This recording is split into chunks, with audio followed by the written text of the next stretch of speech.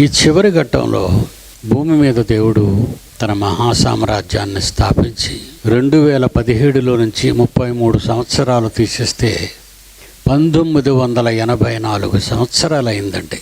భూమి మీద దేవుడు తన రాజ్యాన్ని ప్రారంభించి 1984 సంవత్సరాలు. ఇక ఈ సామ్రాజ్యం గురించి దేవుడు తన ప్రవక్తల నోట పలికించిన మాట మీరు విన్నారు. దానియేలు గ్రంథం 2వ అధ్యాయం 35వ వచనంలో ముందున్న సామ్రాజ్యాలు బబులోను, నాదీయ పారసీకులు, గ్రీకులు, రోమీయులు, ఈ 4 సామ్రాజ్యాలకి 4 లోహాలను పెట్టి ఒక భయంకరమైన ప్రతిమను నిలబెట్టాడు.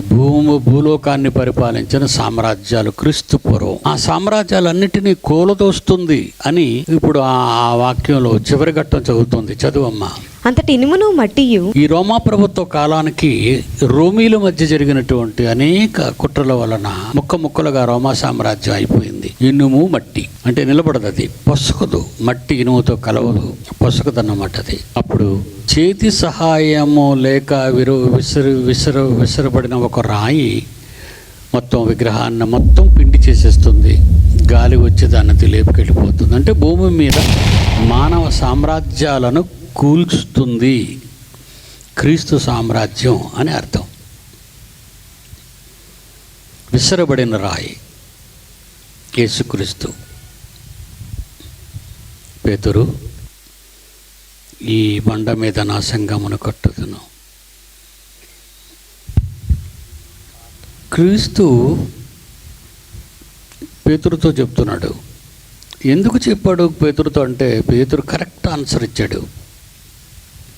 నేను ఎవరు అనుకుంటున్నారు ఈ ప్రజలు, మీ చుట్టూ ఉన్న ఈ జనం నేను ఎవరు అనుకుంటున్నారు అన్నప్పుడు,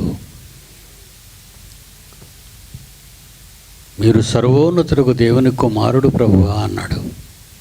భూమి మీద ఉన్న సామ్రాజ్యాలన్నీ కూల్చే ఒక మహాసామ్రాజ్యం రాబోతుంది.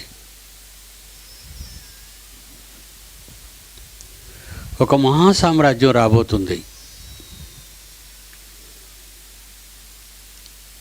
తండ్రి తన కుమారుడైన యేసుక్రీస్తు ద్వారా ఈ రాజ్యాన్ని భూమి మీద స్థాపించి 1984 సంవత్సరాలైంది. దానికి ముందు రోజుల్లో పేతురును అడుగుతున్న ప్రశ్న యేసుక్రీస్తు, నా గురించి ప్రజలు ఏమనుకుంటున్నారు? మత్తయి సువార్త 16వ అధ్యాయం 13వ వచనం. మత్తయి సువార్త 16వ అధ్యాయం 13వ వచనం. యేసు చదువమ్మా. ఫిలిప్పుదైన కైసరియా ప్రాంతంలోకి వచ్చి, మనిషి కుమారుడు ఎవడని జనులు చెప్పుకొనుచున్నారు. మనిషి కుమారుడు ఎవడని మనుషులు మాట్లాడుతున్నారు తన శిష్యులను అడుగుగా, వారు కొందరు బాప్తిస్మిచ్చి యోహాన్ అంటున్నారు, కొందరు ఏలియా అనియు, కొంతమంది ఏలియా అంటున్నారు, కొందరు ఇర్మియా అనియు, కొందరు ఇర్మియా అంటున్నారు, లేక ప్రవక్తలలో ఒకడనియు చెప్పుకొనుచున్నారని ఒకడని రకరకాలుగా అనుకుంటున్నారు జనాలు. అందుకు ఆయన కరెక్ట్ ఆన్సర్ లేదు. ప్రజలలో కరెక్ట్ ఆన్సర్ లేదు. ఫాలోవర్స్లో కరెక్ట్ ఆన్సర్ రావాలి.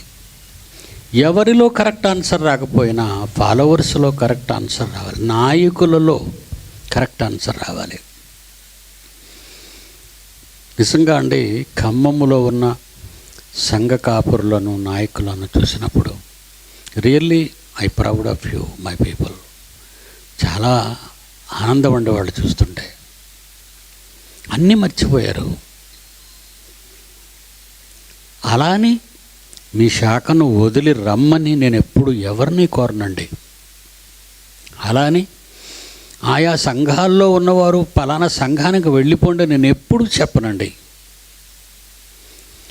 మీకు క్లియర్ పిక్చర్ నేను ఇస్తున్నాను. ఇప్పుడు కేవలము మీ పిల్లలను మహాజ్ఞానానికి వారసులుగా చేయటానికి బడికి పంపండి అంతే. బడికి పంపండి, వేరొకరు ఆరాధనలకు పంపమని నేను ఎప్పుడూ మిమ్మల్ని అడగను.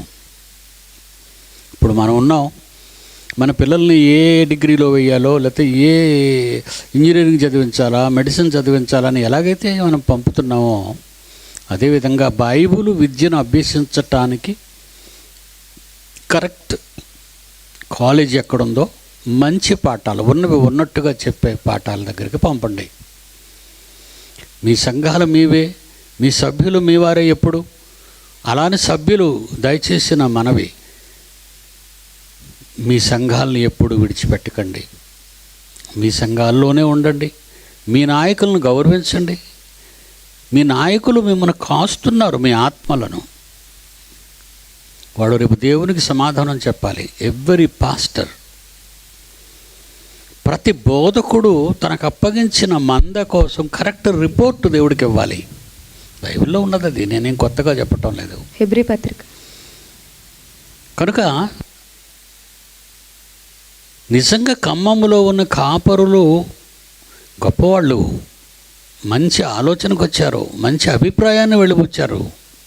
ఈ విషయంలో దేవునికి కృతజ్ఞతలు చెప్తున్నాను. మీరందరూ ఉపేంద్ర దగ్గరికి వచ్చేయండి అని ఎప్పుడు ఎవ్వరు చెప్పకూడదు. బడికి పంపండి మీ పిల్లలంతే. It's only education purpose, but not worship purpose. దేవుని పిల్లలారా, నువ్వేమనుకుంటున్నావు? ఫాలోవరు కదా, నువ్వేమంటావు అని పేతురుని అడిగితే పేతురు అంటున్నాడు, అందుకు ఆయన, మీరైతే నేను ఎవరినని చెప్పుకుంటున్నారని వారిని అడిగాను. అందుకు సీమోను పేతురు, దేనికైనా ఫస్ట్ కదండి ఆయన ఉంటాడు. తప్పైనా రైట్ అయినా ఆయనే పాపం చెప్తాడు. ముందుండి ఒక మాట అన్నాడు. ఆయన ఏమన్నాడంటే, నీవు సజీవుడు ఒక దేవుని కుమారుడు అయినా. మీరు ఎవరనుకున్నారయ్యా? నిత్యము జీవించే సజీవుడైన దేవుడు అంటాడు. అంటే ఏదో మృతుల్లో నుండి లేవటంలో సజీవుడు లేదండి, తండ్రికి లేదండి ఆ character. Always is living God. కన్న తండ్రికి మనం యెహోవా అంటాం చూసారా, దానికి కరెక్ట్ డెఫినేషన్ ఏంటో తెలుసా మీకు? ఉన్నవాడు అని అర్థం. ఉన్నవాడు, లివింగ్ గాడ్. ఏమన్నాడు పేతురు? జీవము గల నీవు సజీవుడగు దేవుని కుమారుడవు, దేవుని కుమారుడవు, క్రీస్తువని చెప్పాను. రాజువి. క్రీస్తు అంటే రాజు, అభిషేకింపబడినవాడు. క్రీస్తు అంటే రాజు. సజీవుడగు దేవుని కుమారుడవైన క్రీస్తువని చెప్పాను. క్రీస్తువు నువ్వు. ఈ ఎప్పుడైతే కరెక్ట్ ఆన్సర్ వచ్చిందో అండి, యేసుక్రీస్తు పేతురు గురించి ఏం మాట అన్నాడో చూడండి. సీమోను బర్యోనా, సీమోను బర్యోనా, నీవు ధన్యుడవు, నువ్వు దీవించబడిన వాడవయ్యా. పరలోకమందున నా తండ్రి, పరలోకమందున్న సజీవుడుగా ఉన్న నా తండ్రి ఈ సంగతి నీకు బయలుపరిచినే కానీ నీకు బయలుపరిచాడు, మీ అందరికీ కాదు. అక్కడ ఉన్న చాలామంది ఉన్నారు అపోస్తలులు, మిగతా 11 మంది ఉన్నారు. సజీవుడకు దేవుని కుమారుడు అయిన క్రీస్తువు అన్నందుకు, అంటే నేను రాజుని, దేవుడు నన్ను రాజ్యాభిషేకం చేస్తాడు, ఈ రాజ్యాన్ని నాకు అప్పగిస్తాడు అనే సంగతి పేతురుకు ఎలా తెలిసిందట? నా తండ్రి నీకు బయలుపరచనే కానీ నరులు నీకు బయలుపరచలేదు. ఈ ప్రపంచంలో ఏ మనిషి కూడా నీకు చెప్పలేడు. కనుక నేను ఒక బిరుదిస్తున్నానయ్యా నీకు. ఏంటి? మరియు నీవు ఈ సైలెంట్ అయిపోతుంది. సీమోను బర్యోనా, ఇప్పుడు ఎందుకు సైలెంట్ అయిపోయింది అనగతలా? మరియు నీవు పేతురువు, మరియు నువ్వు పేతురువు. ఈ బండ మీద, పేతురు అంటే రాయి అని అర్థం. బండ వేరండి, రాయి వేరండి. బండ వేరు, రాయి వేరు. నీవు పేతురువు,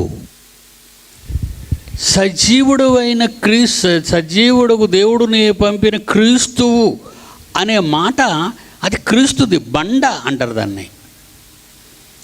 కొరింథీయులకు రాసిన మొదటి పత్రిక, దానికి రెఫరెన్స్ కావాలి కదా మనకి. Bible answer to the Bible. బైబిల్కి బైబిల్ సమాధానం చెప్పాలి, మనం నానార్థాలు చెప్పకూడదు.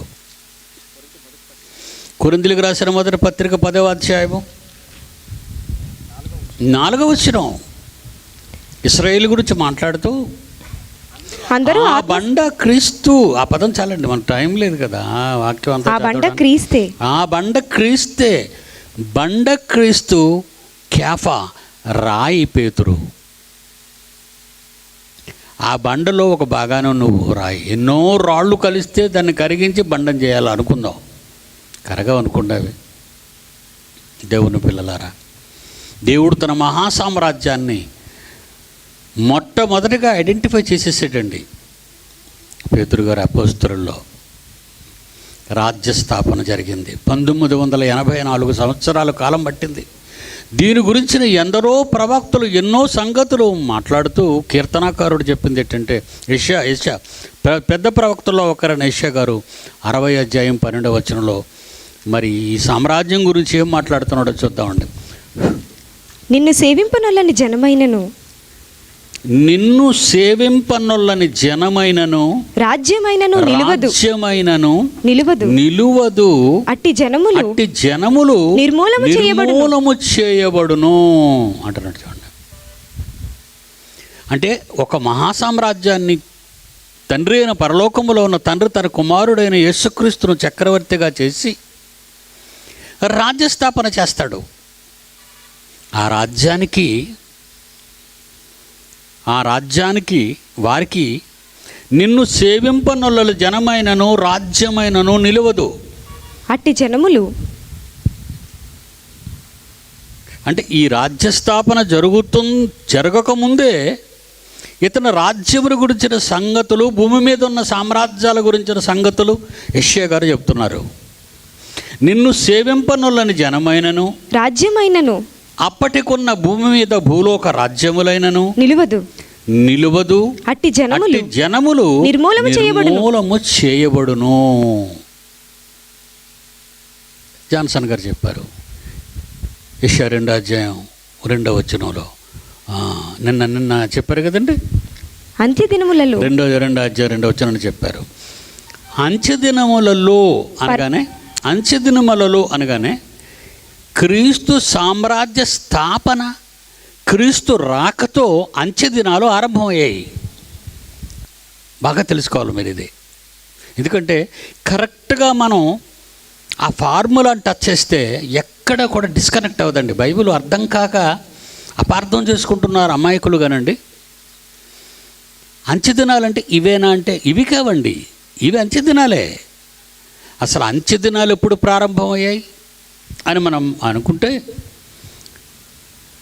హెబ్రీ పత్రిక వెళ్ళేసరికి, హెబ్రీ పత్రిక మొదటి అధ్యాయంలో 5వ వచనంలో మా హెబ్రీకులు రాసిన పత్రిక మొదటి అధ్యాయము 2వ వచనంలో, ఈ దినముల అంతమందు కుమారుని ద్వారా మనతో మాట్లాడని. అంటే యేసుక్రీస్తును భూలోకానికి పంపటమే, ఆయనతో మాట్లాడించటమే, మనతో మాట్లాడించాడు తండ్రి. అది అంత్యదినాల్లో జరిగింది. అర్థమైందండి? అంత్యదినములు అనగానే భూమి అంత్యదినాలే యేసుక్రీస్తు రాక, విశ్వం సర్వనాశనమే ఆయన మరో రాక. మొదటి రాకలో ఆ రాజ్యస్థాపన జరిగింది, రెండో రాకతో ఆ రాజ్యం పైకి వెళ్ళిపోతుంది.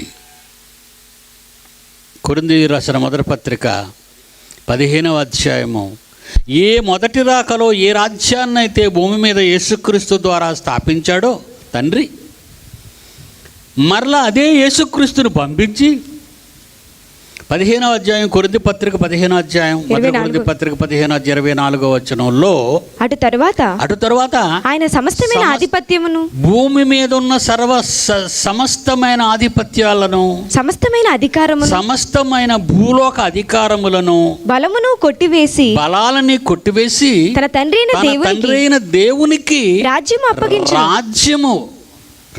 అంటే మట్టి కాదో, రాజ్యం అంటే మనుషులోయ్, ఈ రాజ్యాన్ని తీసుకొని వెళ్ళి తండ్రికి అప్పగించి తర్వాత ఆయన లోబడిపోతాడని ఉంది. చూడండి అక్కడ 27వ వచనం. దేవుడు సమస్తమును క్రీస్తు పాదముల క్రింద లోపర్చి ఉండెను. క్రీస్తు పాదముల క్రింద లోపర్చి ఉంచాడు. ఇప్పుడు జరుగుతున్నది అదే. సమస్తమును లోపర్చబడి ఉన్నదని, ఏదైతే లోపరిచాడో తండ్రి యేసుక్రీస్తుకి చెప్పినప్పుడు, ఆయనకు సమస్తమును లోపరిచిన వాడు తప్ప సమస్తమును లోపరచబడి ఉన్నదన్న సంగతి విషదమే. మరియు సమస్తమును ఆయనకు లోపరచబడినప్పుడు, యేసుక్రీస్తుకు లోపరచబడినప్పుడు యేసుక్రీస్తు తీసుకొచ్చి తండ్రికి రాకడలో మళ్ళా ఈ సమస్తాన్ని తండ్రికి అప్పగించినప్పుడు దేవుడు సర్వములు సర్వమగు నిమిత్తము కుమారుడు తనకు సమస్తమును లోపరిచిన దేవునికి తండ్రికి తానే లోబడును. ఏమండి, పౌలు గారి పత్రికలు చాలా క్లిష్టంగా ఉంటాయండి, చాలా క్లిష్టం. ఎందుకంటే ఎక్కువ కాంప్లెక్స్ సెంటెన్స్లు, ఫుల్ స్టాపులు దొరకకుండా మనకు ఆయన మాటల్లో ఫుల్ స్టాపులు దొరకవు. కంటిన్యూషన్ కాంప్లెక్స్ సెంటెన్స్ అంటారు. చాలా కష్టం అండి. 25 ఏళ్ళు పట్టిందండి చదవటానికి, చాలా కష్టపడ్డానండి.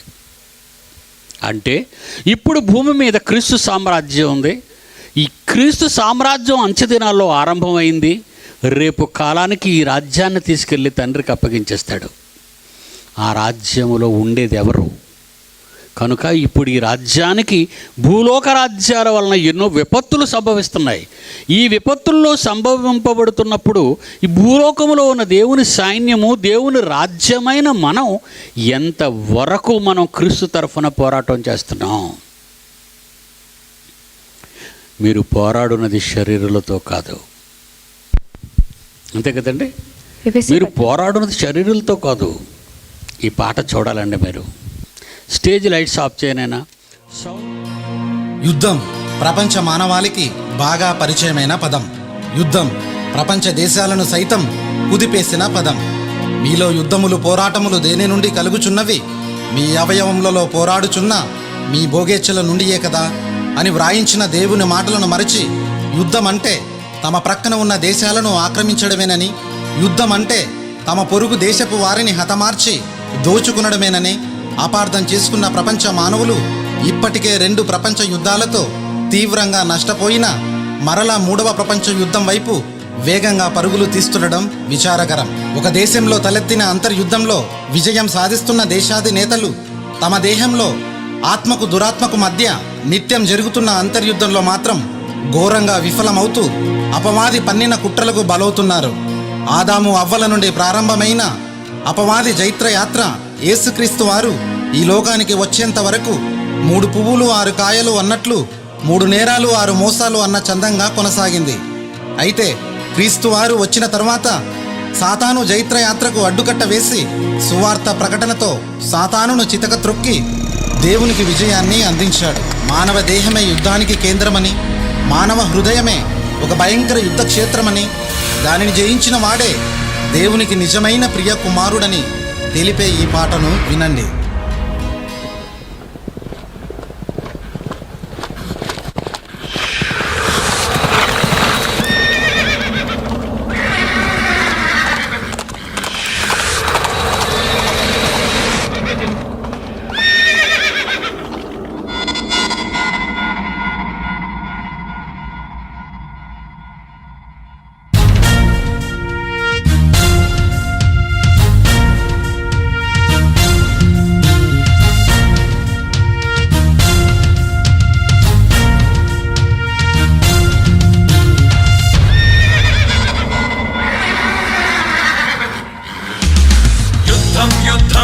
అపవాది వాని దూతలతో యుద్ధం చేయాలి ఓ క్రైస్తవా. యుద్ధం దైవ వాక్యమనే ఖడ్గంతో యుద్ధం చేయాలి ఓ క్రైస్తవా. ఆత్మల రక్షకుడు యేసులా సైన్యానికి ముందుగా సింహము వలె రాజుగా నిలవాలి నీవే.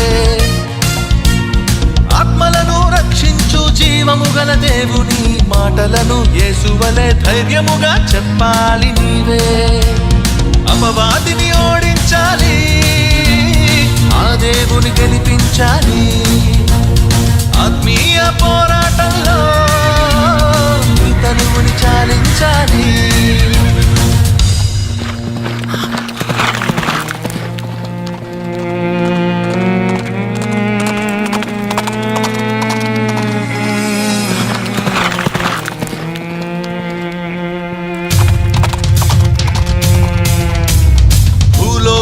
ఏలాలని ఎందరో రాజులు యుద్ధాలు చేశారని, రాజ్యాలను స్థాపించుటకై ఎందరో రాజులు దండయాత్ర చేశారని, సాటి మనుషులను చంపి రక్తపాతం సృష్టించి రాక్షసులుగా మారారు వారు.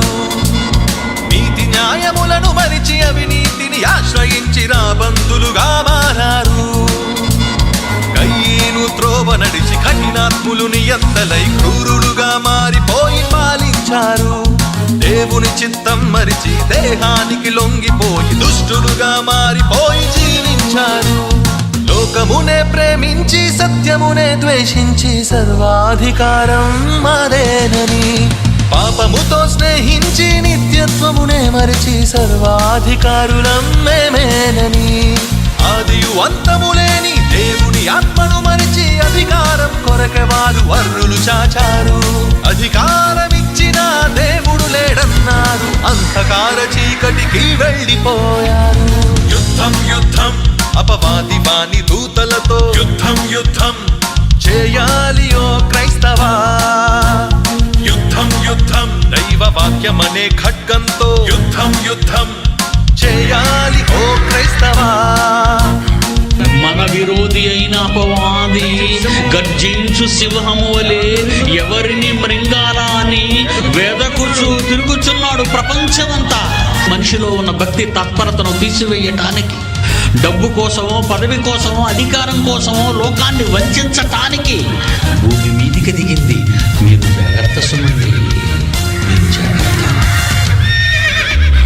యుద్ధం అంటే రాజ్యాలను ఆక్రమించి పాలించుటయే కాదని, శత్రువుల సైన్యాలను భీకరముగా హింసించి హతమార్చుట కాదని, యుద్ధమంటే సైన్యాలతో దండెత్తి భయపెట్టుటయే కాదని, సాటివారి సిరి సంపదలు దోచుకొని పంచుకొనుటయే మాత్రము కాదని, దేహములో పుట్టే నీ తప్పుడు కోరికలను హృదయాన తట్టే నీచమైన ఆలోచనలను, పాపముగా మారే నీ దుష్టమైన క్రియలను అపవిత్రపరిచే తుచ్చమైన భావనలను, సమాధి చేయడమే నిజమైన యుద్ధమని, సజీవుడుగా లేవడమే నిజమైన విజయమని క్రీస్తు యేసు చేసెను నిజమైన యుద్ధము.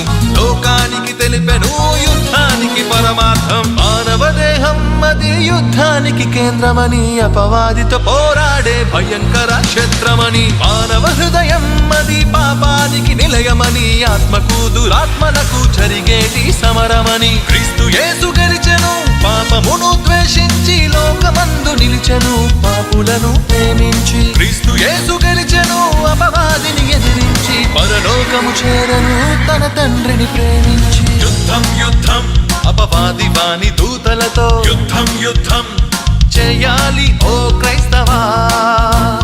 యుద్ధం యుద్ధం దైవ వాక్యమనే ఖడ్గంతో, యుద్ధం యుద్ధం చేయాలి ఓ క్రైస్తవా.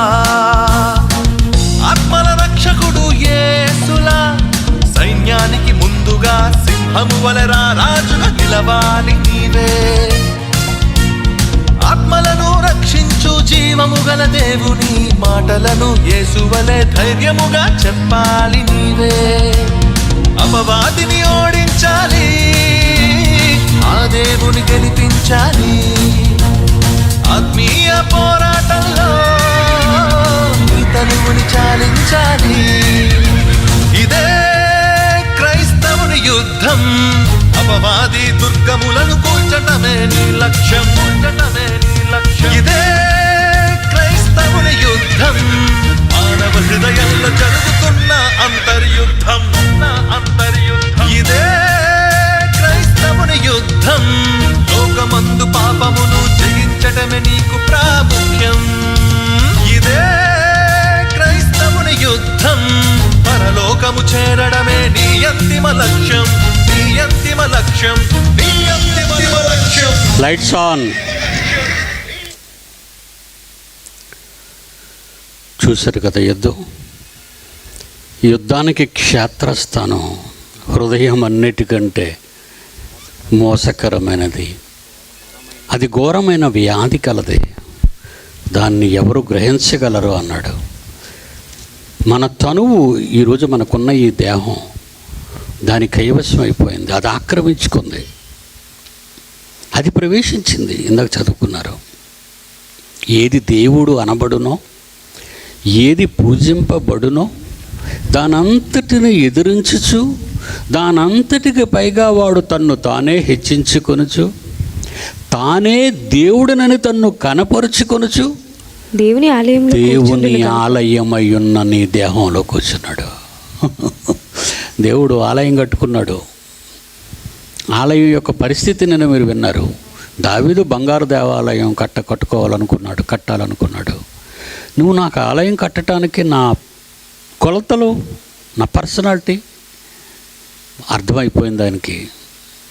కనుక ఆయన ఉండడానికి ఆలయం కట్టుకొని మొదటి ఆదామును ఆలయంగా చేసుకున్నాడు. అందులోకి తనలోని జీవాన్ని ప్రవేశపెట్టాడు. అందులో మాత్రమే ఉంటాడు. దేవుడు కట్టిన ఈ దేహమే దేవునికి ఆలయం. జాన్సన్ గారు చెప్పారు, దేవుని ఆలయాలలో తిరుగుతుంటాడట ఆయన. 2 కొరింథీ 6వ అధ్యాయం చదివించాడు మీకు, మీరు విన్నారు. ఏమంటే దేవుడు ఉండే చోటు, దేవుడు తిరిగే చోటు. ఏమంటే 10 మంది పిల్లలు ఉన్నారనుకోండి, దేశంలో 10 చోట్ల వాళ్ళు ఉన్నారనుకోండి, తల్లిదండ్రులు సంవత్సరానికి ఒకసారి ముసలి వాళ్ళైన భార్య భర్తలు అంటే కన్న తల్లిదండ్రులు పిల్లలు చూడడానికి వెళ్తుంటారు. ఆ బిడ్డ దగ్గర ఒక 2 రోజులు, ఈ బిడ్డ దగ్గర ఒక 2 రోజులు, కొడుకు దగ్గర ఒక 2 రోజులు, ఆ కొడుకు దగ్గర ఒక 2 రోజులు. ఇదే ప్యాటర్న్ దేవుడిలో కనబడుతుంది మనకి. ఆయన మాటల్లో మనకి 6వ అధ్యాయం 4వ వచనం ఎఫ్సి పత్రికలో మీరు చూస్తుంటారు. అక్కడ అందులో మీకు కనబడుతుంది. ఎఫ్సి పత్రిక 6వ అధ్యాయం 4వ వచనం. శరీరం ఒక్కటే. ఏటమ్మా? శరీరం ఒక్కటే, ఆత్మయు ఒక్కటే. ఆ ప్రకారమే మీ పిలుపు విషయమైన నిరీక్షణ ఒక్కటే, ప్రభువు ఒక్కడే, విశ్వాసం ఒక్కటే, బాప్తిసం ఒక్కటే, అందరికీ తండ్రి అయిన దేవుడు ఒక్కడే. ఒకే చోట ఉండక అందరికీ తండ్రి అయిన దేవుడు ఒక్కడే. ఆయన అందరికీ పైగా ఉన్నవాడే, అందరిలోనూ వ్యాపించి, అక్కడ ఉండక అందరిలోనూ వ్యాపించి అందరిలో ఉన్నాడు. అందరిలో ఉన్నాడటండి. మరి ఆదాంలోంచి ఆదాం దగ్గరికి వచ్చే కదా ఆదాం లోపలికి. ఆదాం లోపల నుంచి కదా మనం అంతా వచ్చేసాం. ఈరోజు మీలో ఉన్న ఆత్మ చాలా శక్తివంతమైందని రాత్రి చెప్పాను. అది భూమి పట్టదు, విశ్వం పట్టనంత విస్తీర్ణం కలిగిన ఓ మహాశక్తి మీ ఆత్మ. అండి. చాలాసార్లు చెప్పాను. నేను చచ్చిపోయాను అనుకోండి, ఇంట్లో ఓ పెట్టిలో పెడతారు నన్ను. ఓ పెట్టిలో పెట్టిన తర్వాత మీరు చూడడానికి వస్తారు ప్రేమతో.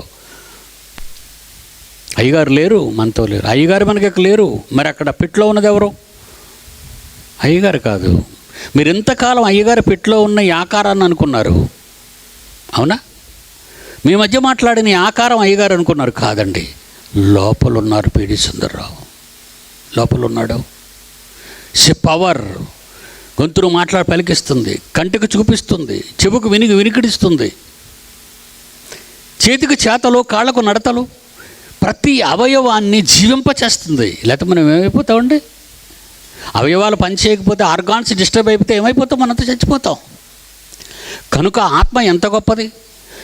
మీ మధ్య ఉన్న ఈ కరెంట్, ఈ విద్యుత్ శక్తి యాంప్లిఫైర్ను పనిచేయిస్తుంది, సౌండ్ సిస్టమ్ పనిచేయిస్తుంది, ఎల్ఈడీలు పనిచేస్తున్నాయి, కళ్ళకు కనపడుతున్నాయి, మీకు కాంతినిస్తుంది, లైట్స్ వెలుగుతున్నాయి.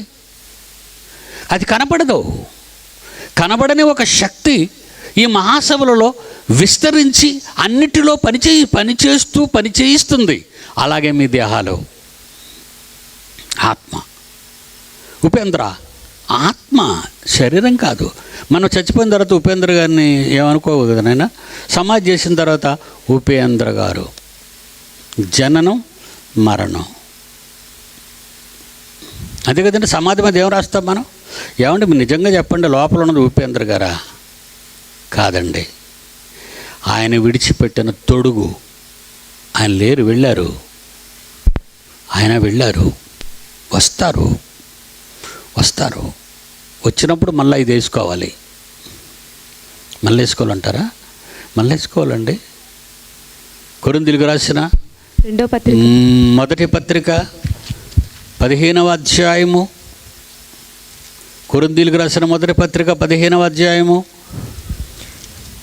40 చూడమ్మా, అక్కడ వర్సెస్లో ఉంటుంది. అది 44వ వచనం. 44వ వచనం కొరింథీయులకు రాసిన మొదటి పత్రిక 15వ అధ్యాయం 44. ప్రకృతి సంబంధమైన శరీరముగా విత్తబడి, ప్రకృతి సంబంధమైన శరీరంగా మీరు భూమి మీద విత్తబడ్డారు.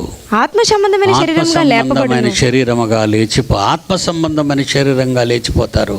నెక్స్ట్, ప్రకృతి సంబంధమైన శరీరం ఉన్నది కనుక, ఇక్కడ క్యాచ్ చేయాలి మీరు పాయింట్ కరెక్ట్గా. ప్రకృతి సంబంధమైన శరీరము ఉన్నది గనుకనే ఆత్మ సంబంధమైన శరీరము కూడా ఉన్నది. ప్రకృతి సంబంధమైన శరీరాలు లేని వారికి ఆత్మ సంబంధమైన శరీరాలు ఉండవు. అంటే మళ్ళీ 2 కొరింథీయులకు 2వ పత్రిక వెళ్ళిపోతాం. అక్కడికి వచ్చేసరికి మరొక కొత్త సబ్జెక్టు, దీనికి సంబంధించిన మరొక లోతులోనికి వెళ్ళిపోయాడు ఆయన. 5వ అధ్యాయం కొరింథీయులకు రాసిన 2వ పత్రిక 5వ అధ్యాయం మొదటి వచనం.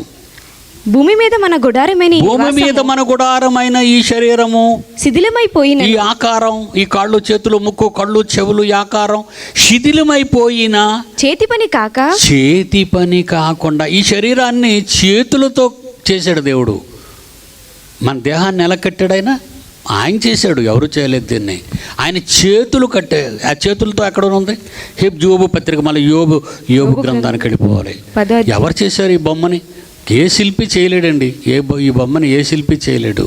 ఎందుకంటే ఒకళ్ళ వేలిముద్ర ఒక వేలిముద్రకు సరిపోవు, ఒక కళ్ళు మరొకరు కళ్ళుకు సరిపోవు, మీ వాసన మరొకరు వాసనలో ఉండవు. అందుకే కుక్కలు పట్టేస్తుంటాయి. పోలీసు వాళ్ళు కూడా చేతకాక కుక్కలు తీసుకుని వెళ్తారు దొంగలు పట్టుకోవడానికి. మీకు అర్థమైందా? ఇది దేవుని నిర్మాణము, దేవుడు చేసిన నిర్మాణము. ఒక 30 బొమ్మలు 30 ఆకారాలు ఒకేలాగా ఉండమని ఒక ఆర్టిస్ట్కి ఇవ్వండి, మొక్కలు మారిపోతాయి. కానీ దేవుడు చేశాడు నిన్ను. ఒకరికి పోలిక ఉండదు. వాళ్ళ వేలిముద్రలు తేడా, వాళ్ళ కంటి చూపు తేడా, వాళ్ళ వాసన తేడా, వాళ్ళ పాదముద్రలు తేడా, వాళ్ళ ఆకారమే తేడా.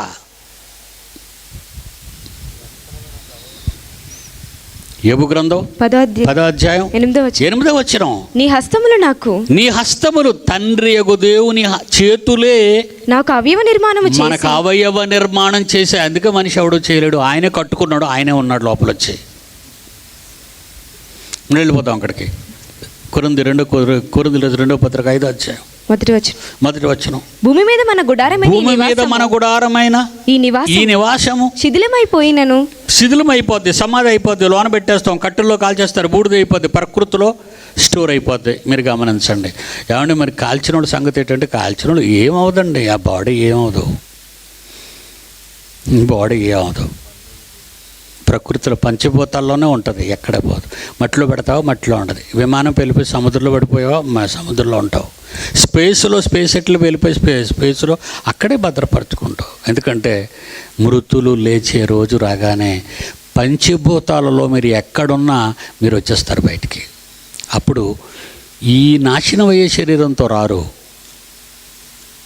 చదువు. చేతి పని కాక దేవుని చేత కట్టబడినది నిత్యమైన నివాసము, నిత్యము, ఎవర్ లాస్టింగ్ లైఫ్.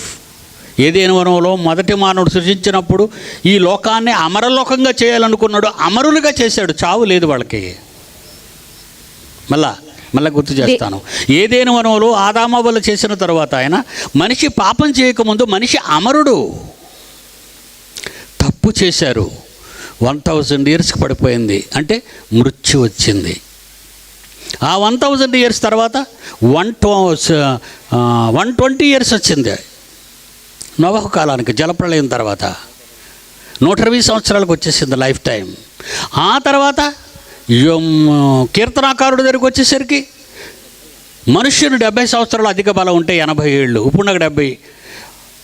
మీకోసం ఏమో బతికిస్తే ఇంకో 10 ఇయర్స్ ఎక్స్ట్రా ఇస్తాడు. ఆ తర్వాత ఇంక వాయిస్ ఉండదు. ఇప్పటికే అన్ని జబ్బులు శరీరాన్ని వెళ్తున్నాయి. ఏమండి, ఇప్పుడు లేని దాన్ని తెచ్చుకొని మీ ముందు కనపడాలి. ఎందుకంటే నా లాస్ట్ టైం, ఇది నాకు మంచి పీక్ అవర్.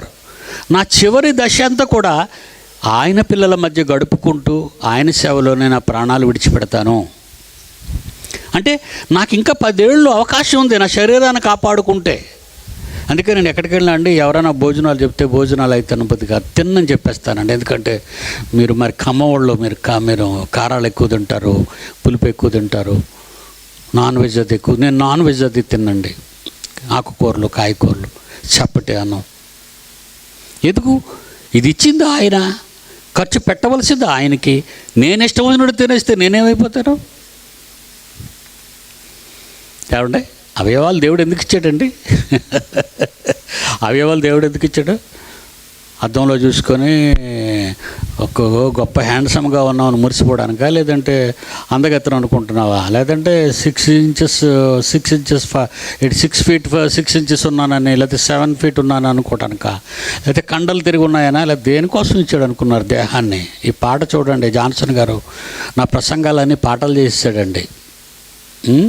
ఓకే, లెట్స్ పాట విందాం. Come on, play the song. Stage lights ఒక్కసారి ఆఫ్ చేయండి ప్లీజ్.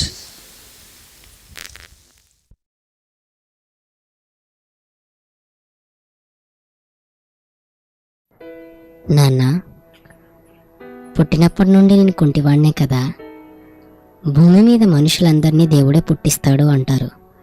నేనెందుకు నాన్న కుంటివాడిగా పుట్టాను? దేవుడు నన్ను ఎందుకు ఇలా చేశాడు నాన్న? మానవునికి నోరిచ్చిన వాడెవడు?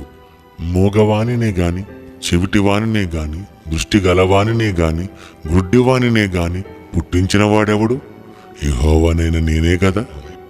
అవయవాలు ఇచ్చింది దేవుని పని కోసం. కొందరికి అవయవాలు దేవుడు ఇవ్వలేదంటే ఆ అవయవాలతో చేయవలసిన దేవుని పని వారికి లేదు. ఉన్న అవయవాలు దేవుని కోసం ఉపయోగించండి.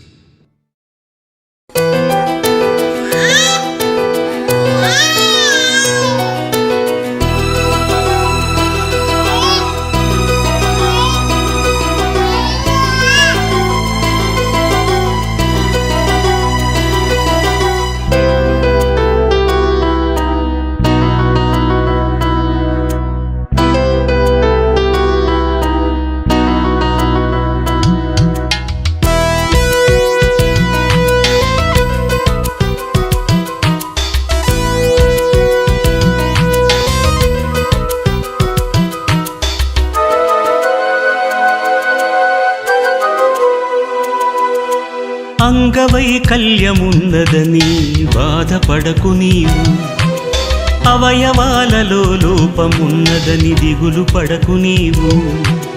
కుంటివారిగా గుడ్డివారిగా పుట్టిస్తున్నది దేవుడే, మూగవానిగా చెవిటివానిగా సృష్టిస్తున్నది దేవుడే.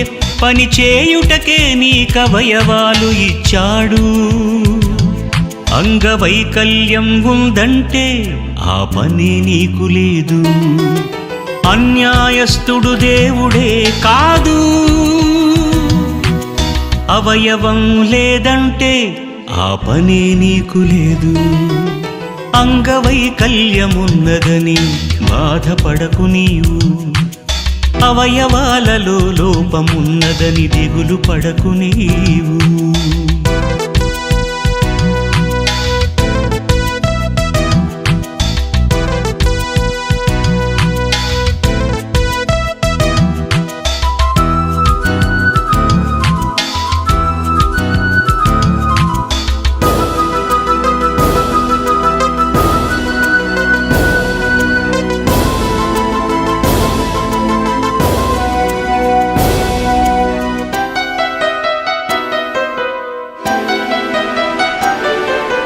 గాలి నీరు ఆహారం అందరికీ సమానమే. అవయవాల లోపం ఆ దేవుని బహుమానమే. గాలి నీరు ఆహారం అందరికీ సమానమే. అవయవాల లోపం ఆ దేవుని బహుమానమే.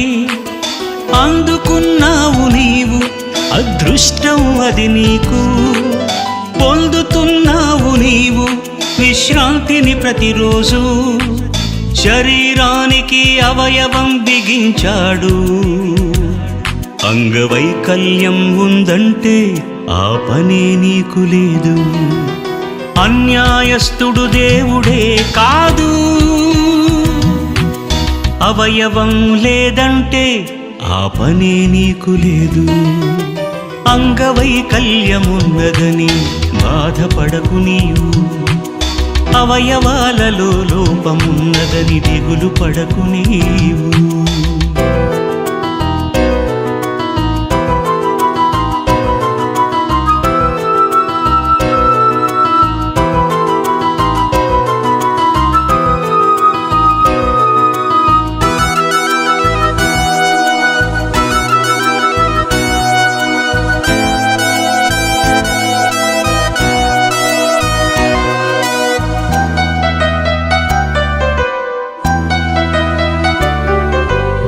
అవయవాలు ఇచ్చిన దేవుని నువ్వు మహిమపరచాలిగా. అవయవాలతో అన్నిటినీ నువ్వు అనుభవించావుగా. అవయవాలు ఇచ్చిన దేవుని నువ్వు మహిమపరచాలిగా. అవయవాలతో అన్నిటినీ నువ్వు అనుభవించావుగా. ఇవ్వలేదని నిందించకు, ఇచ్చిన వాటిని దాచుకోకు. దేవుడు ఇచ్చిన అవయవాలు పోగొట్టుకోకు. నన్నెందుకిలా చేశావని మట్టి కుమ్మరి వానిని అడుగునా. రూపింపబడినది తన పాత్రిదని పోషించునా. కుమ్మరివాడు అతని, నిన్ను నిర్మించినది అతని. అన్యాయస్తుడు దేవుడే కాదు. అవయవం లేదంటే దేవుని పనే అవయవాలకు లేదు. అంగవైకల్యమున్నదని బాధపడకు నీవు. అవయవాలలో లోపమున్నదని దిగులు పడకు నీవు.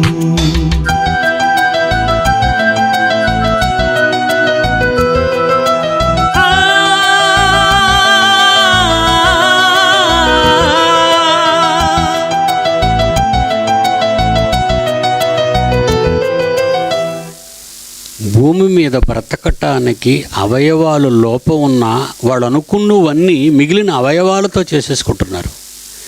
భూమి మీద బ్రతకటం కోసం అండి, భూమి మీద బ్రతకటం కోసం వాళ్ళు చేతులు లేవని అన్నం తినడం మానేస్తున్నారా? కాళ్ళు లేవని బయటకు వెళ్ళటం మానేస్తున్నారా? ఆలోచించండి. ఏ అవయవము లేకపోయినా ఆ అవయవం యొక్క పనిని మరో అవయవానికి అప్పగిస్తూ భూమి మీద తమ పనులు కొనసాగిస్తున్నప్పుడు అన్ని అవయవాలు దేవుడు తన కొరకే నీకిచ్చినన్న నిజం తెలిసి ఈ అవయవాలను దేవుని కోసం మీరు ఖర్చు పెడుతున్నారు చెప్పండి. మీ చేతులు ఎవరి కోసం? దేవుని పిల్లలారా, వెళదాం 2 కొరింథీ 5వ అధ్యాయం దగ్గర ఉన్నాం మనం. ఏమంటున్నాడు? భూమి మీద మన గుడారమైన ఈ నివాసము శిథిలమైపోయిన చేతి పని కాక దేవుని చేత కట్టబడినదియు నిత్యమైనదియునైన నివాసము పరలోకమందు మనకు ఉన్నదని ఎరుగుదుము. అలా ఎరిగిన మనం ఏం చేయాలి? కిందకి 3వ వచనం. ఈ గుడారములో భూమి మీద ఇప్పుడున్న మనము దేవుడిచ్చిన అవయవాలను శరీరంతో భారము మోసుకొని మూలుగుచున్నాము. అంటే దేవుడిచ్చిన అవయవాలతో భూమి మీద దేవుని కార్యక్రమాలు భారంగా ఉన్నాయి కనుక మూలుగుతూ దేవుని పనిని చేస్తున్నాం మనం. అలా చేస్తూ పోతే ఇది తీసివేయాలని కాదు, ఇది తీసి ఈ పని వద్దు, ఈ దేహం మాకొద్దు, మేము వచ్చేస్తాము అని కాదు. మత్స్యమైనది జీవము చేత మృంగివేయబడినట్లు ఈ మత్స్యమైనది నశించిపోయేది, మట్టిలోకి పోయేది, ప్రకృతిలో కలిసిపోయేది, గాలిలో గాలి, ధూళిలో ధూళు, మంటలలో నిప్పులో నిప్పు కాదు. ఈ మత్స్యమైనది జీవము చేత మృంగివేయబడుతుంది. ఆ నివాసము జీవము కలిగిన ఆ నివాసము ఆకాశ మహాకాశాలు పట్టజాలని నీ తండ్రి స్వరూపం. అదే చిన్న విత్తనం అండి, విత్తేస్తాడు వెళ్ళిపోతాడు.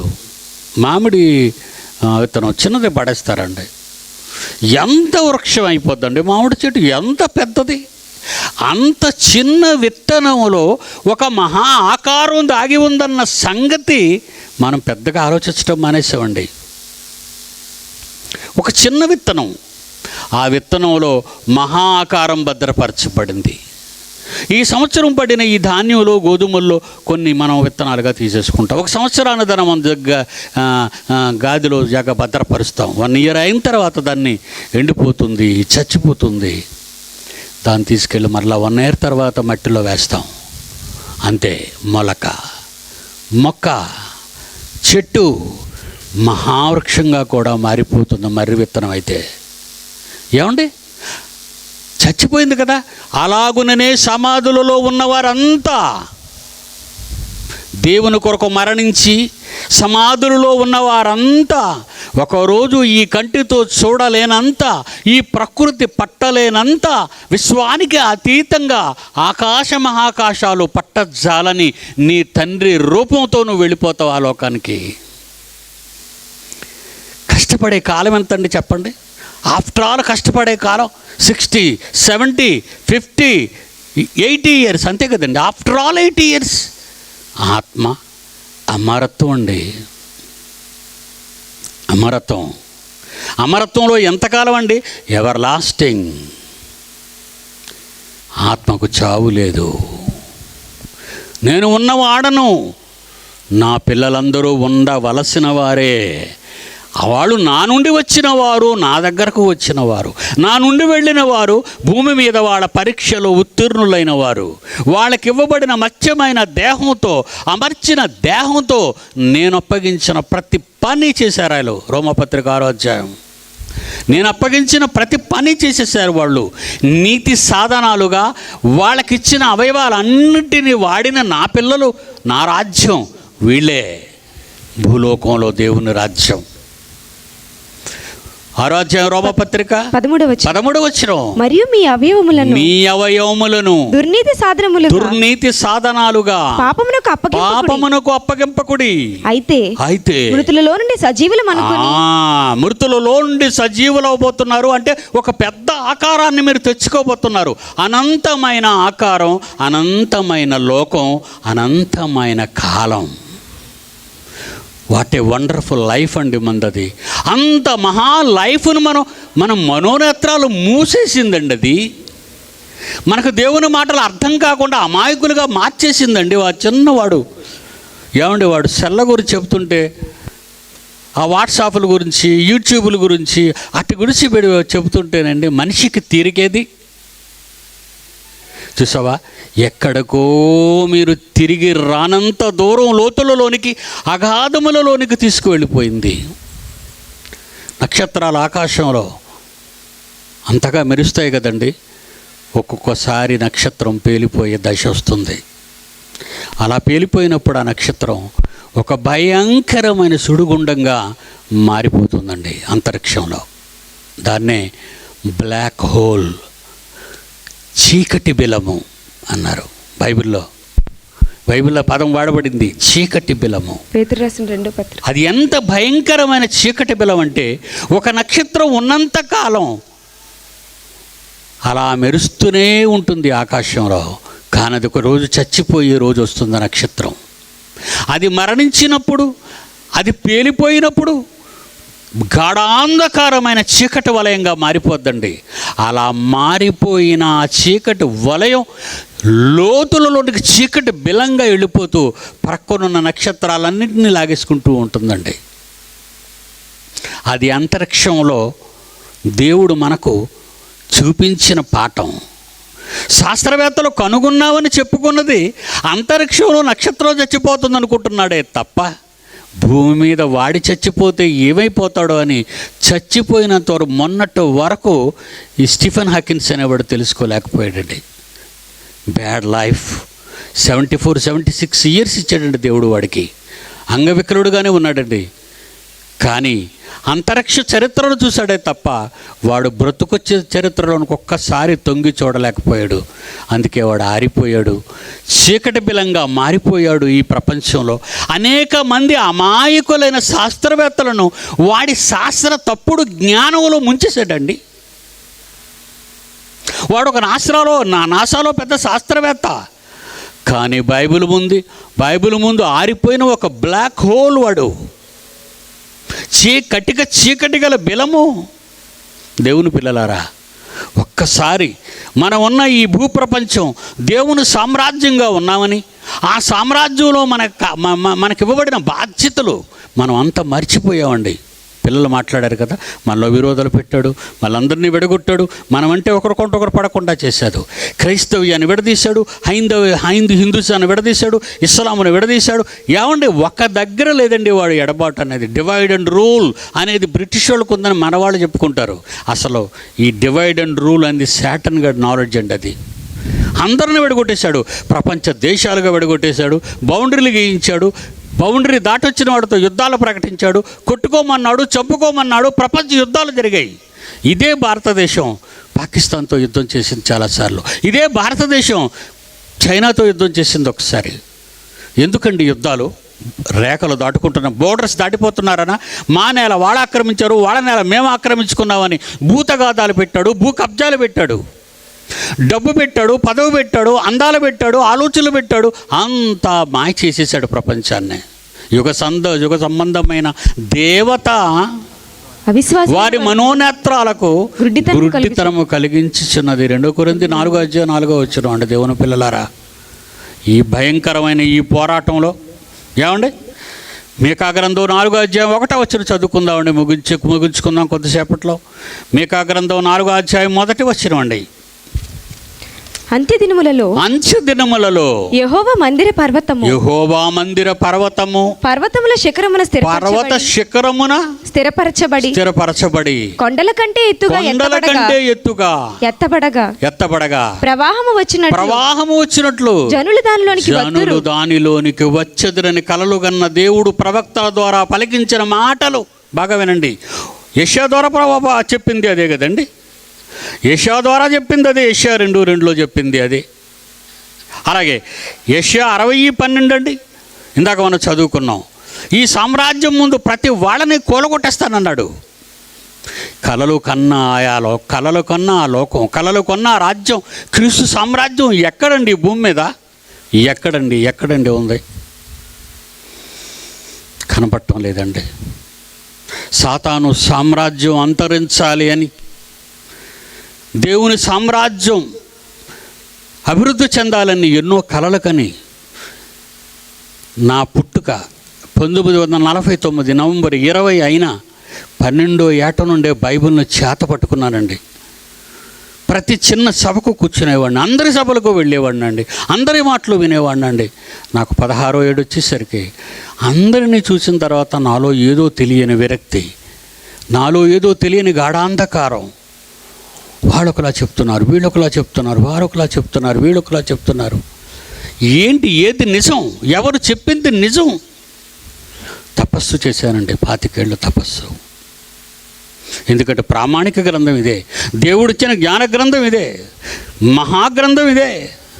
దీన్ని చదువుతుంటే ఎన్ని సత్యాలు ఆయన మనసులోవి, ఎన్ని సత్యాలు రాయబడ్డాడు. నాకేదో బయలుపరచబడిన మర్మాలు అని చెప్పటం లేదండి, వ్రాయబడినవే, బైబిల్లో రాయబడినవే చెబుతున్నానండి. సోదరిమణులారా, ముఖ్యంగా ఎక్కువ నేను ప్రేమిస్తున్నది సంఘ కాపరులను, సంఘ పెద్దలను, సంఘ నాయకులను, సువార్థికులను, దైవజనులను, మిమ్మల్ని అందరినీ ప్రేమించి చెబుతున్నాను. ఒక్కసారి దేవుని వైపు చూడండి, మన గతాన్ని ఆలోచించండి, మన ముందున్న భవిష్యత్తును ఆలోచించండి. ఇక కొంతకాలం బ్రతుకుతాం, మనం ఎక్కువ కాలం బ్రతుకోం. చనిపోయే ముందు ఒక్కసారి మనం నిలబడి ఆలోచిద్దాం. మనం వెళ్ళే ఆ లోకం, మనకు వచ్చే రూపం, మనం బ్రతికే కాలం, అమ్మో ఎంత గొప్పది, ఎంత గొప్పది. మనం దాచిపెట్టిన ఈ దేహం, ఈ ప్రకృతిలో భద్రపరచబడిన దేహం. చాలా కాల క్రితం ఒక మాట చెప్పానండి, ఏ వస్తువైనా కుళ్ళిపోకుండా ఉంచాలంటే ఒక ఫ్రిడ్జ్ని తయారు చేసుకుంటాం కదండి, డీప్ ఫ్రిడ్జ్. అందులో కాయగూరలు పెట్టుకుంటాం, ఆకుకూరలు పెట్టుకుంటాం, స్వీట్లు పెట్టుకుంటాం, అన్నీ ఏవి కుళ్ళిపోవండి. చేపలు కానీ మాంసం కానీ కుళ్ళిపోవండి. డోర్ వేసేసాం అనుకోండి, లైట్ ఆరిపోద్ది, చీకటిలో చల్లని వాతావరణంలో వస్తువు భద్రపరచబడుతుంది. బాగా వినాలి, ఇది క్లోజ్ చేస్తాను. ఇక చీకటిలో మీ ఇంట్లో ఫ్రిడ్జ్ డోర్ తీయగా లైట్ ఎందుకు వెలుగుతుందంటే మీకు కనపడడానికి ఎక్కడేం పెట్టుకున్నారు అని. అలా డోర్ తీసి ఉంచరు, మళ్ళీ పాడైపోతాయి అవి. అందుకే అవసరమైన తీసుకోగానే మళ్ళీ డోర్ వేసేస్తాం. డోరు వేయగానే కాంతి ఆగిపోతుంది, చీకటి కమ్ముకుంటుంది. చీకటి కమ్ముకోగానే లోనున్న చల్లదనం పెరిగిపోతూ ఉంటుంది. ఒక్కసారి మనం ప్రకృతి ప్రారంభానికి వెళదామండి, ఒక్కసారి మనం ప్రకృతి ప్రారంభానికి వెళ్దాం. ఆదికాండం 1వ అధ్యాయం 1వ వచనం. ఆదియందు దేవుడు భూమి ఆకాశములను సృజించిన ప్రకృతిని భూమి నిరాకారం భూమి నిరాకారంగా ఏంటో, ఎక్కడుందో, ఎలా ఉందో ఎవరికీ తెలీదు. శూన్యముగాను ఉండెను. శూన్యముగా ఉంది. చీకటి అగాధ జలము చీకటి పైన అగాధ జలముల పైన కమ్మి ఉండెను. చీకటి అగాధ జలముల చల్లని వాతావరణం. అంటే ఈరోజు మనం బ్రతికే ఈ ప్రకృతిలో మానవ శరీరానికి అవసరమైన వాతావరణాన్ని ఎంతకాలం, కొన్ని వందల కోట్ల సంవత్సరాలు చీకటిలో జలములలో భద్రపరిచారట. That is the universe. అదేనండి ప్రకృతి అంటే. ప్రకృతిని చీకటిలో అగాధ జలముల చల్లదనంలో భద్రపరిచాడు. ఆ భద్రపరిచిన దాని మీద అప్పుడు వెలుగు కలుగుగాక డోర్ తీశాడు. అప్పుడు ఆయన ఫ్రిడ్జ్ను మీరు మనసులో పెట్టుకోండి. అంటే సూర్యుడు కలుగుగాక, చంద్రుడు కలుగుగాక, నక్షత్రములు కలుగుగాక, భూమి కలుగుగాక, భూమి మీద విత్తనములు చెట్లు కలుగుగాక. ఎలా అయితే మీరు ఫ్రిడ్జ్ డోర్ తీయగానే లైట్ వెలుగుతుందో, లైట్ వెలిగిన వెంటనే మీకు అవసరమైనవన్నీ తెచ్చుకుంటారో, దేవుడు ప్రకృతిని ఆ విధంగా వందల కోట్ల సంవత్సరాలు చల్లటి నీటిలో, చీకటిలో పదార్థాన్ని భద్రపరిచి ప్రకృతిగా నీ చేతికిచ్చి, ఈ మట్టితోనే నిన్ను చేసి, ఈ మట్టిలో వచ్చినవన్నీ నీకు ఆకలిని తీర్చి, నీ రుచులను తీర్చి, నీ రంగులను తీర్చి, నీ వాసనలను తీర్చి ఎన్ని పెట్టాడండి ప్రకృతిలో. ఎన్ని ఎందుకు చూపించాడో తెలుసా? మరో లోకానికి మనం వెళ్ళే ముందు ఈ లోకంలో ఉన్నప్పుడు నీకు ఏ లోటు లేకుండా ఆయన కొరకు పని చెయ్యాలని ఇదంతా చేశాడండి. 750 కోట్ల మంది ఈ నరజాతికి ఎప్పుడు అర్థమవుతుందండి ఈ వేదం? ఎప్పుడు అర్థమవుతుందండి ఈ మహాజ్ఞానం? ఎప్పుడు వెళతారండి ఆ జ్ఞానపు లోతులలోనికి? చెప్పండి. మనుషుడు రొట్టె కోసమే ఆలోచించాలని వాడు ఆలోచించాడు. రొట్టె కోసమే ప్రపంచాలని, రొట్టె కోసమే యుద్ధాలు, రొట్టె కోసమే కోరికలు, దోపిడీలు, దొంగతనాలు. ఎంత సంపాదిస్తే మాత్రం ఏవి సుఖమండి. వెళ్ళిన ప్రతి షూటింగ్కి జయలలిత ఇచ్చిన డ్రెస్సులు కానీ, చెప్పులు కానీ, హారాలు కానీ అన్నీ తెచ్చేసుకునేదటండి. తమిళనాడు నటి, మీకు తెలుసు కదండి ఆమె. ఈరోజు నిజంగా అండర్ గ్రౌండ్లో నిజంగా బంగారం చూస్తుంటే, కట్టలు కట్టలు కట్టలు కరెన్సీ చూస్తుంటే వేల కోట్లండి. ఒకని కలిమి విస్తరించుట అతని జీవానికి మూలం కాదు. డబ్బు కోసం, పదవి కోసం, అధికారం కోసం, ఆశల కోసం భూమి మీద తన దేహాన్ని ఎవరు వాడుకుంటారో వాళ్ళు నాశనానికి పోయి బాటలోనే వెళ్ళిపోతారు. వాళ్ళు మిగిల్చింది శశికళ కావాలనుకుంది, నాది అంది శశికళ. జైలు పాలైపోయింది. వద్దండి, వద్దు. ఈ దేహమే మనం దక్కించుకోవటానికి ప్రయత్నించాలి. ఇది అమరత్వం కలిగిన మహిమ శరీరంగా మారాలి అంటే ఈ మట్టిగా ఉన్నప్పుడే దానిని దేవుని కోసం కైవసం చేయాలి. అలా కైవసం చేసిన దేవుని పిల్లలే దేవుని సామ్రాజ్యంగా భూమి మీద పరిపాలిస్తారు. God bless you. కళ్ళు మూసుకొని ప్రార్థన చేస్తాను. ప్రేమ కలిగిన మా తండ్రి, మీ పిల్లలకు నా గొంతు చించి చెప్పాను నాయన. నా మెదడంతా ఆలోచనలతో ముంచి చెప్పాను నాయన. కేవలం మీ దగ్గరకు తీసుకురావాలని. వాళ్ళంతా మీ పిల్లలే కదా, వాళ్ళ కోసమే కదా సదా ఆలోచిస్తున్నావు తండ్రి. ఎన్నో జీవితాలు మంటల్లో కలిసిపోయి ఇప్పటికే కోటాను కోట్ల మంది నాశనానికి పోయే బాటలోనే వెళ్ళిపోయారు. కొద్దిమంది మిగిలారు. ఈ ఖమ్మం పట్టణంలో లక్షల మంది ఉన్న వేల మంది పిల్లలు మాత్రమే మీ ముందుకు వచ్చారు. ఈ వచ్చిన వారిలో ఎంతమంది మీ ఆలోచనలోనికి వస్తారో మీకు అప్పగించాను. నా బాధ్యతను నేను నెరవేర్చాను. నా ధర్మాన్ని నేను నిర్వర్తించాను. నేను వెళ్ళిపోతున్నాను నీ పిల్లల్ని విడిచిపెట్టి మీ వాక్యానికి అప్పగించి. నిజంగా కుమారుడు ఉపేంద్ర అని కుటుంబము, ఎంతమంది ప్రిన్సిపల్స్, నిజంగా తండ్రి, మరి రాంబాబు, ఎన్నో రిసెర్చ్ సెంటర్స్, ఎన్నో కళాశాలలు పిల్లలందరూ రాత్రనక పగలనక తమ కష్టాన్ని లక్షల రూపాయల్లో పోగు చేసి శ్రమనిచ్చి ఈ మహా కార్యక్రమాన్ని జరిగించారు. ఫలితాన్ని మాకు ఇస్తారు. దేవుని పిల్లల్లో నాయకులకు ఐక్యతను ప్రసాదించారు. అది మీకు మరీ నా హృదయపూర్వక ధన్యవాదాలు తండ్రి. సంఘ కాపరులను చల్లగా దీవించండి, సంఘ నాయకులను దీవించండి, వారి కుటుంబాలను దీవించండి, వారి సంఘాలను దినదినాభివృద్ధి పరచండి. మీ జ్ఞానముతో నిత్యము నిండిపోయే సంఘాలుగా ఈ ఖమ్మం పట్టణం అంతా మీ మహాజ్ఞానంతో నింపే నాయకులుగా నీ పిల్లలను వాడుకోమని వేడుకుంటూ మా ప్రభువు మా రక్షకుడని క్రీస్తు పేరటి ప్రార్థన సమర్పిస్తున్నాము తండ్రి. ఆమేన్. మన తండ్రి అయిన దేవుని ప్రేమ, కుమారుడైన యేసుక్రీస్తు వారి కృప, పరిశుద్ధాత్మ దేవుని అన్యోన్య సహవాసం సదాకాలం మనందరికీ తోడైండి నడిపించునుగాక. ఆమేన్.